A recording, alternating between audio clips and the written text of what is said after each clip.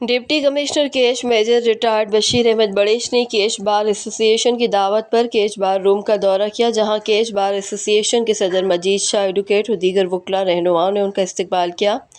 Cash بار روم میں وکلاء سے انٹر ایکٹیو سیشن کے دوران علاقائی ایشوز، قانون کی حکمرانی، بی ایریاز میں ایف آئی آرز کے کم اندراج، منشیات کی سنگین صورتحال، مسنگ پرسنز، پیشہ ور گداگروں، تربت کے پروجیکٹس پر کام کی سست رفتاری اور دیگر امور پر تبادلہ خیال کیا گیا اور وکلاء رہنماؤں کی جانب سے کئی اہم تجاویز پیش کی گئیں۔ ڈی سی کیش بشیر احمد بڑیچ کے سابق دور میں مسنگ پرسن کی بازیابی کے حوالے سے دلچسپی اور کردار کو سراہا گیا۔